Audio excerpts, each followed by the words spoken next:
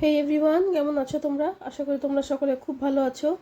I hope তোমাদের হোলিও খুব ভালো গেছে, সকলে খুব ভালোভাবে এনজয় করেছো হোলিটাকে। তো বছর শেষ, মানে শীত তো শেষ হয়ে গেল, এখন আমি বানাচ্ছি গাজরের হালুয়া। আসলে এত ভালো লাল গাজর পেয়েছিলাম যে ভাবলাম চলো নিয়ে বানিয়ে ফেলি। তো বানালাম বলে তোমাদের সঙ্গে ভিডিওটা শেয়ারও ভাবলাম করে ফেলি। তো এখানে আমি গাজরগুলোকে ভালো করে, এখানে 1.5 কিলোর মতন গাজর আছে, ধুয়ে খোসা ছাড়িয়ে আমি গ্রেট করে নিয়েছি। এই কড়াই দেখলে তোমরা 2-3 চামচের মতন তেল ঘি নিয়েছি আমি। ঘিটা গলে গেছে, আমি বেশি ঘি নেব না, এই যা ঘি দেখলে এই ঘিয়েই পুরো হালুয়াটা বানাবো। তো এখানে কিন্তু ভালো করে গাজরটা আমাদের একটু ভাজতে হবে, ভাজবে, লাল ব্যাপারটা দেখবে চেঞ্জ হয়ে একটু অরেঞ্জ অরেঞ্জ মতন কালারটা চলে এসছে, ততক্ষণ নাড়তে হবে আমাদেরকে। কন্টিনিউ নাড়ার দরকার নেই, কিন্তু ধ্যান রাখতে হবে নিচে যেন লেগে না যায়। আর গাজরের যে জলটা সেটা দেখবে অনেকটা শুকিয়ে শুকিয়ে গেছে, বুঝতেই পারবে, ততক্ষণ আমাদের নাড়তে হবে। দেখো গাজরের জলটা একদম শুকিয়ে গেছে, ড্রাই মতন হয়ে গেছে গাজরটা পুরো। এখানে কিন্তু আমি দুধ দিয়ে দেবো। 1 লিটার আমি দুধকে এখানে ফুটিয়ে রেখেছি, আমি সব দুধটাই এখানে দিয়ে দেবো। অল্প দুধকে দিয়ে ভালো করে নাড়িয়ে মিশিয়ে দেবো, তারপরে সব দুধটা এখানে আমি দিয়ে দেবো। 1.5 কিলো গাজরের মধ্যে 1 লিটার আমি ফুল ফ্যাট মিল্ক দিয়েছি। দিয়ে এরপর এটাকে ভালো করে নাড়িয়ে এটাকে এরপরে মানে যতক্ষণ না গাজরটা মোটামুটি দুধটা পুরো টেনে নেবে, গাজরটা সেদ্ধ হয়ে যাবে, ততক্ষণ কিন্তু আমাদেরকে এটা করে যেতে হবে।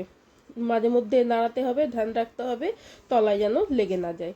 আর আমি এখানে 3 থেকে 4টে থেতো করে এলাচ দিয়েছি, এলাচের ছাল সমেত এলাচ দিয়েছি। আর এখানে আলমন্ড আর কাজু কেটেছি, দুটোই ধরো ওই 7-8টা মতন করে নিয়েছি, বেশি নিইনি। তোমরা তোমাদের পছন্দ মতন যা হোক দিতে পারো।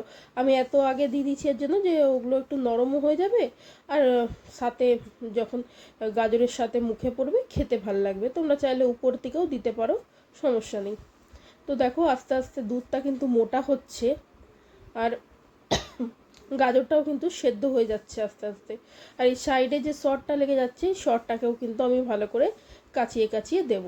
দেখো অর্ধেকের মতন কমে গেছে দুধ। আমি এখানে 1 কাপ আর সিকি কাপ, মানে 1/4 কাপ চিনি দিচ্ছি।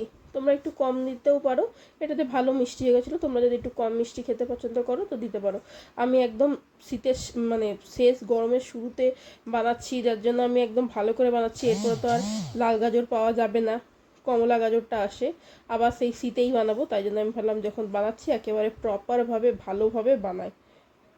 আর এরকম করে ভালো করে বানিয়ে রাখলে না অনেক দিন থাকে, ফ্রিজে রেখে দিলে খারাপ হয় না। তো দেখো আমি ভালো করে চিনিটা দিয়েও কিন্তু নাড়ছি। চিনি দেওয়ার পরে কিন্তু একটু লিকুইডি ভাব চলে আসে, সেটাকে ভালো করে আমাদেরকে শুকাতে হবে। আস্তে আস্তে দুধ আর গাজরটা দেখবে মিশে গেছে একে অপরের সাথে।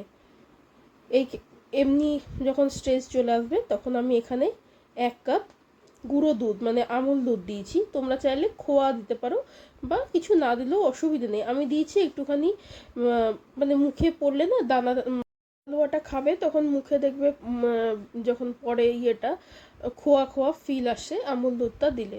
তো আমি খোয়ার জায়গায় আমুল দুধটাই সবসময় দিই, তো আজও তাই দিয়েছি। দিয়ে কিন্তু এখানে ভালো করে দুধটা দেওয়া 3 মিনিট নাড়াবো, নাড়িয়ে বন্ধ করে দেবো। এরকম স্টেজেই থাকবে, তখন বন্ধ করব। বেশি রুঠো হয়ে যাবে না তো যদি একদম শুকিয়ে দাও। তো দেখো তৈরি হয়ে গেল আমাদের গাজরের হালুয়া। 1.5 কিলো গাজর, 1 কিলো দুধের হালুয়া কতটা হয়েছে দেখো তোমরা। আর দেখতে তো দেখে বুঝতেই পারছো, একদম দেখতে মনে হচ্ছে দোকানে যেমনি হয় সেরকম, বা অনুষ্ঠান বাড়িতে যেরকম হয় সেরকম দেখতে হয়েছে। খেতেও ভীষণ ভালো হয়েছিল। চিনিটা নিজের পরিমাণ মতন বুঝে দিও, এটা অনেকটাই মিষ্টি। তো আশা করি আজকের ভিডিও তোমাদের ভালো লেগেছে। যদি ভালো লেগে থাকে তো অতি অবশ্যই লাইক, শেয়ার, সাবস্ক্রাইব করতে ভুলবে না। তোমাদের কাদের কাদের গাজরের হালুয়া খেতে খুব বেশি পছন্দ আমার মতন, তারা আমাকে কমেন্ট করে অবশ্যই জানাবে। তো আজকে এই পর্যন্ত, দেখা হচ্ছে পরের একটা ভিডিওতে। Bye bye.